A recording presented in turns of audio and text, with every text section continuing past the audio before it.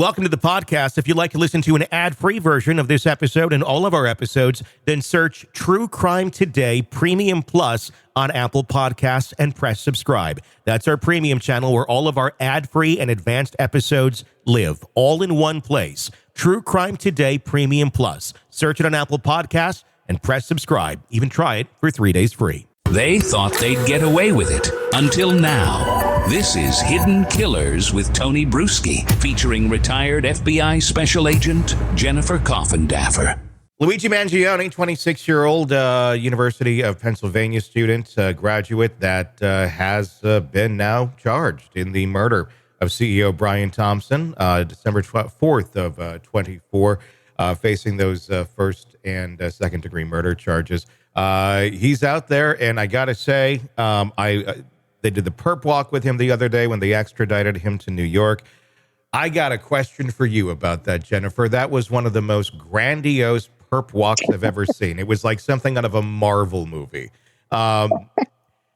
Why? I mean, it gave him one hell of an attention. Like, I didn't know what the story was. I just saw the picture. I'm like, is this real? And like, oh my God, it's little Luigi Mangione over here with, an army.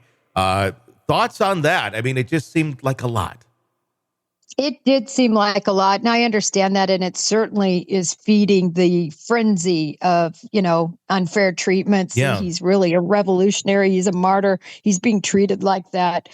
But at the end of the day, this case was getting so much attention.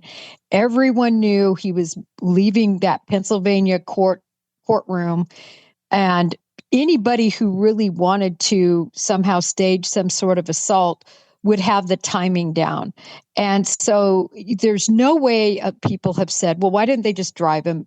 I can't even express how difficult that is to guard somebody on the road, multiple vehicles, air coverage, that sort of distance. It would have been a Cecil B. DeMille for over 200 miles instead of the Cecil B. DeMille we saw, which was a much shorter time span. So that was out. That would never be considered. It was so smart of them to use, a NYPD copter and how they actually played it out. This is why they had to do it, Tony. Mm-hmm. Too many people, would want to kill Luigi Mangione to be famous themselves. So many people might want to actually sort of stage some sort of takeover and possibly try to take him and free him. Obviously, it wouldn't have worked in this situation. And then, many others hate Luigi Mangione. Not very many, but there are some that are very angry. I mean, it's really on both sides. So if they don't have this huge tactical presence. I mean, this presence said, unless you have an army, you better not come after him.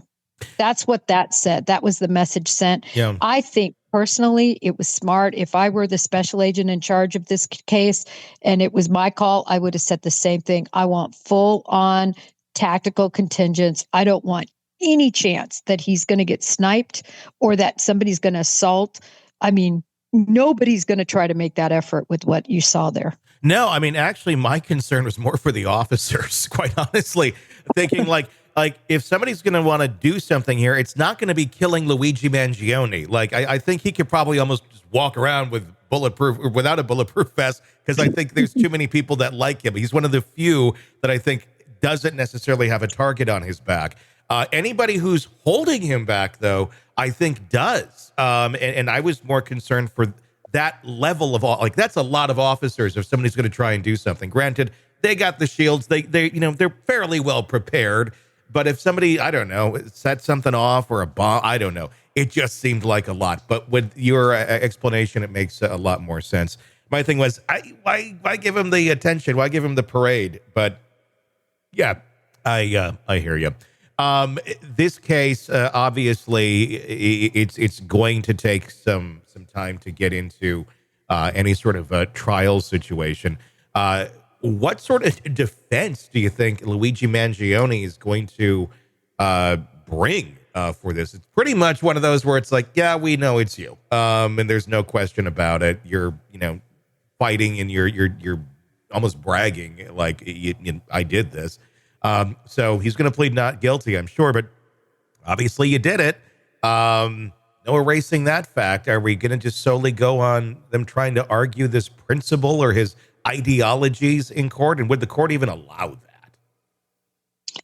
Well, such a good question. I really think they are going to go for some sort of jury nullification. If right now, with what we know and the evidence being so ridiculously strong, I would literally probably waive my speedy trial. Now, remember, he's not only been charged in Pennsylvania, he's not only been charged in New York, he's been charged by the federal government now. So we have 4 federal government death penalty and a death penalty charge on the table now. So, and that will come first. By law, by statute, the FBI, swooped in and really took over this case from New York, because obviously if he gets the death penalty, which I don't think there's any chance he'll get, or if he gets a life sentence, there's going to be no need to have a trial and everything in the New York case necessarily.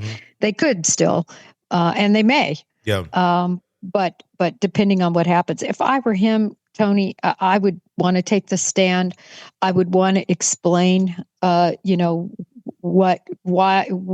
I did what I did, and pray for jury nullification. In other words, we know he did it, and we don't care. And we saw it in OJ. It happened in OJ. Those jurors have been interviewed, and they said, we know OJ did it, but we weren't going to convict him because of what happened with Rodney King. So that's what they're hoping for. Yeah. I think they have, as of right now, a good chance if this trial were to take place tomorrow, but this trial will likely take place years from now. Do you think he's going to still have that sort of support and, I guess, and he's not Robin Hood, but I guess Robin Hood-like aura that the certain members of the public, feel he has several years from now? Or is it just going to be another guy who killed somebody and that aura is going to fade away? Well, that's why I would waive my speedy trial. I would put all the onus on the government right now. They have enough to prove their case, but just think how much more they're going to get if they get years to interview and to look at the digital footprint. If they have only a few months, it's going to be tough. And if you take the stance that you're hoping for jury nullification, and you're going to put this Ivy Leaguer who's well-spoken, who looks, like a movie star. I was just watching a movie, and the guy on the screen looked almost exactly like Luigi Mangione. I don't know his name. I couldn't believe it. I stopped. I said, look to my husband, oh my gosh, looks just like him. Yeah. He looks like he has movie star looks. I couldn't believe they allowed him to get a designer haircut, by the way, and trimmed up his eyebrows and shaved him all down. He looked very presentable. I don't know if you noticed, like they cut the bottom half and kept the top half long. I was like, wow, okay. I don't know who the barber is, but he's good. Yeah. I was kind of surprised by that. And that's a big thing in this case is the looks of the man. If this man, if he looked like Ted Kaczynski, but was still arguing the same ideologies, I don't think you'd have this many people, supporting him. I totally agree. Brought that point up with Crooks, the young man who tried to kill Trump. And killed somebody. I mean, very, not to be rude, but he's just a very non-attractive kid. Yeah, he was an odd-looking guy. Yeah. Awkward and face was breaking out. The way he kept himself was not nice, and nobody's saying anything about that. Obviously he's deceased himself, but I'm just saying it's he is a groundswell for sure that's occurring. It's going to be fascinating to see where this goes and what else they unearth on the history of him. It feels like we learned a lot very quickly that really just paints the picture. This is who he is. This is the mission he went on, and he succeeded. What's your thoughts on there being an accomplice with this, though? Because just to know the fact that he walked out there, knew exactly where Brian Thompson was going to be on a busy New York City street, walking, on the sidewalk, that there has, I mean, it really wasn't part of his normal routine either. So it wasn't like you're scoping this out every day, and then it's an obvious choice. How do you think he figured that part out? Do you think there was somebody on the inside that knew something? Well, initially, that was certainly early on before the note came out. Now, I'm not going to call it a manifesto. Yeah. Ted Kaczynski had a 70-page manifesto Yeah. to explain his ideology. This was literally a one-page note. Yeah. And it seemed sort of, in a way, a note to himself. It was very rambling. Just kind of his thoughts on, but he kind of explains that. He says how lucky he got, that he would procrastinated. It gave him longer to understand what was going on. He says he was completely fortuitous that Brian Thompson was going to be at this particular meeting.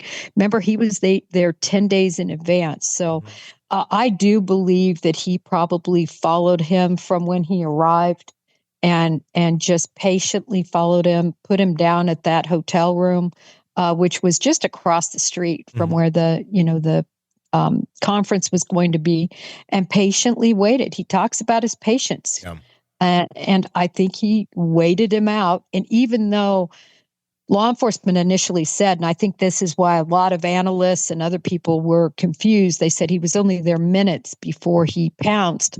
But I don't know that they really had looked at the footage of the hotel and his movements from the hostel to the hotel, which, they're going to be able to put that all together. Yeah.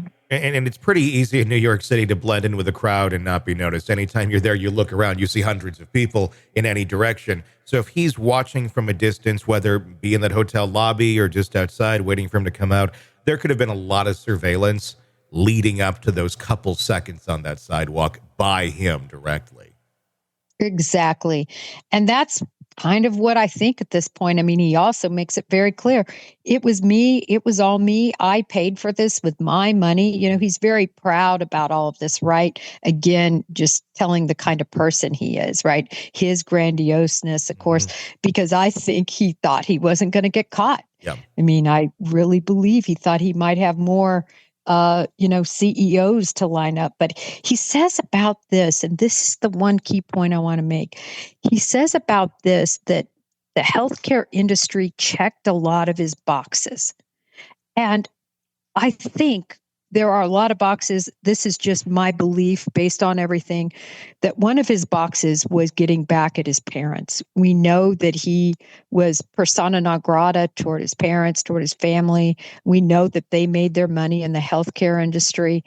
Wow, what a whammo this is to their whole legacy, to the empire they built, and just so shameful, right? And we know it was important to keep to be good people by what the grandmother said. Yeah. So I wondered if this was one of the boxes he checked. See, I did this on my own, in your face. Yeah. Look at what you did healthcare industry wise. Yeah. Just again, my thoughts. No, I think it makes a lot of sense because you start to evaluate the psychology, what makes him who he is. Obviously quite a narcissist. We've kind of established that. But, a 26-year-old, lots of young, dumb things going through a 26-year-old's mind.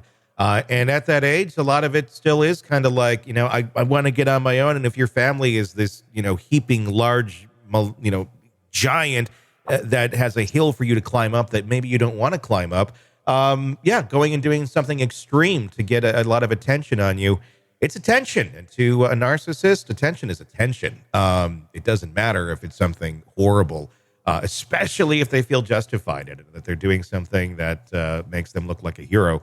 And this man did succeed in that. He has a lot of people thinking he's a hero when, in reality, he is not. Yeah, I agree. But I do also think he does need evaluated. And I say this because he did take a complete exit out of society for about 4 or 5 months. It's not as long as people think. His back injury that happened, right? He always had a back issue, but in 2023, he had a surfing accident that left him in a ton of pain, but he got the surgery. After that, at least according to the Reddit account, he was fine. He could sit, he could stand. He said, wow, I'm pain-free.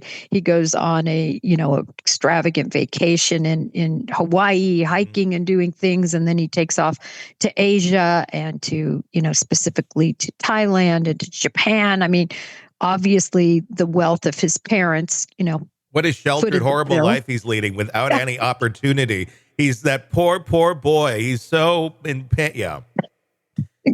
Traveling and all of this. But then there is a time for 5 months, from July until the murder, around that time frame, right, that he does take an exit from everything. And what happened in Asia? What psychedelics led to this complete disconnect? And then, I think there is something to be said about that rambling note he said. I mean, this is an educated guy. Yeah. That's your manifesto. That's no manifesto. So I think there's a lot of things to really consider in this, and they're going to have to look at him and see if he did have a break or if, this is just him. I'm leaning toward B, but it deserves a look. I agree. Welcome to the podcast. If you'd like to listen to an ad-free version of this episode and all of our episodes, then search True Crime Today Premium Plus on Apple Podcasts and press subscribe. That's our premium channel where all of our ad-free and advanced episodes live, all in one place. True Crime Today Premium Plus. Search it on Apple Podcasts and press subscribe. Even try it for 3 days free. All right, true crime addicts, let's cut the crap. You're knee-deep in the gory details of your favorite podcast when suddenly a commercial hits like a bad meal. Seriously? You deserve better. Upgrade to True Crime Today Premium Plus on Apple Podcasts, where you can binge without those annoying ads. Plus, get extended interviews that go deeper into the darkness and early access to episodes so you can be the first to know. It's like trading up from fast food to fine dining, but with more blood. So, go ahead. Search for True Crime Today Premium Plus on Apple Podcasts. Subscribe and feast on the good stuff.